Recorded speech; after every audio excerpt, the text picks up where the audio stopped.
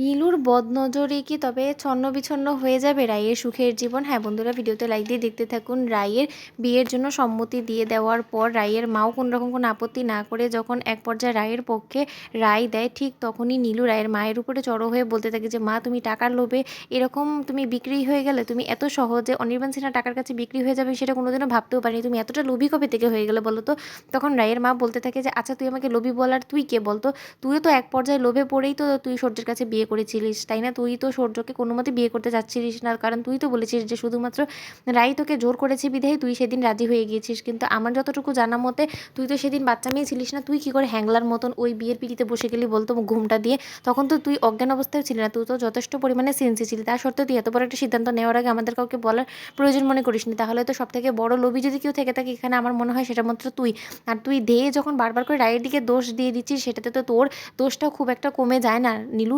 আমার দিকে আঙুল তোলার এত আস্পর্ধা হয় কি করে বলতো? তুই আর তোর দাদাভাই তোদের যা ইচ্ছে তোরা সেটাই মনে করতে পারিস। তোদের যদি এটাই মনে হয় যে আমি অনির্বাণ সিনহার টাকার কাছে বিক্রি হয়ে রায়ের পক্ষে হয়ে রায় দিয়েছি, তাহলে সেটাই বরঞ্চ তোরা মেনে খুশি থাক। কিন্তু আমি এবার যে করেই হোক না কেন এত বড় একটা সুবর্ণ সুযোগ কোনো মতেই হাতছাড়া করবো না। যখন সব কিছু জানাশোনা অবস্থায় সব কিছু আমাদের পরিস্থিতির ব্যাপারে জেনে শুনিয়ে অনির্বাণ সিনহা নিজে থেকে আমাদেরকে প্রস্তাব দিয়েছে যে ও রায়কে বিয়ে করতে চায়, সেই প্রস্তাবটা আমি নাকচ কোনো মতেই করবো না, সে তুই যতই ঝামেলা করার চেষ্টা করিস না কেন।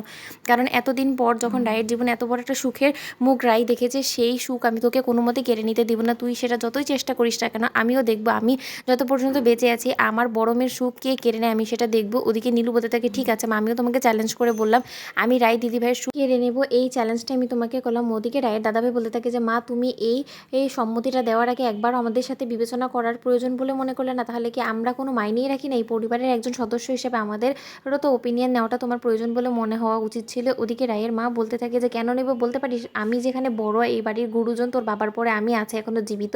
আমি জীবিত অবস্থায় আমি যদি আমার মেয়ের হয়ে একটা সিদ্ধান্ত নিয়েও থাকি তাতে ক্ষতি বাকি আমার তো মনে হয় না যে রায়ের আমার কোনো সিদ্ধান্ত নেওয়াতে কোনো রকম কোনো আপত্তি আছে। কি রে রাই, তুই কিছু বলছিস না কেন? ওদিকে রাই বলতে থাকে যে, অনেকক্ষণ ধরে দাদাভাই এবং নীলু তোদের দুজনের আমি বাজে বাজে মন্তব্য আমি শুনে যাচ্ছি, মুখ বুঝে কোনো কিছু বলছি না, কিন্তু তাই বলে যে আমি আগামীতেও কোনো কিছু বলবো না, সব কিছু মুখ বুঝে সহ্য করে যাবো সেটা কিন্তু নয়। আমার বিয়ে, আমার জীবন, আমার সিদ্ধান্ত, আর আমি চাই যে আমার হয়ে আমার মাই সিদ্ধান্ত নিক, তাতে তোদের কি আসে যায় বলতো? আর তোরা আপত্তি করারই বা কে বলতো? কারণ জীবনটা তো আমার, ওই মানুষটাকে তো না আমি পছন্দ করেছি, আর ওই মানুষটার হাতটা আমি ধরার জন্য রাজি হয়েছি, তাতে তোদের কি আসে যায়? ওদিকে নীলু বলতে থাকে, আলবাত আসে যায়, কারণ তুই আমার জীবনটাকে জাহান্নাম করে দিয়ে তুই নিজে আমার কাছ থেকে সব সুখ কেড়ে নিয়ে, সূর্যকে কেড়ে নিয়ে তুই একের পর এক বড়লোক বাড়ির ছেলেদেরকে ফাঁসিয়ে তুই সুখে ঘর সংসার করবি, আর তারপরও সবার কাছে সব থেকে খারাপ আমিই হয়ে থাকবো আর তুই মহান হয়ে থাকবি। সেটা কি করে হয় দিদিভাই? এত সহজে তো সব কিছু হয় না। তো বন্ধুটা, ভিডিওটি ভালো লেগে থাকলে লাইক কমেন্ট শেয়ার করে সাবস্ক্রাইব করতে ভুলো না।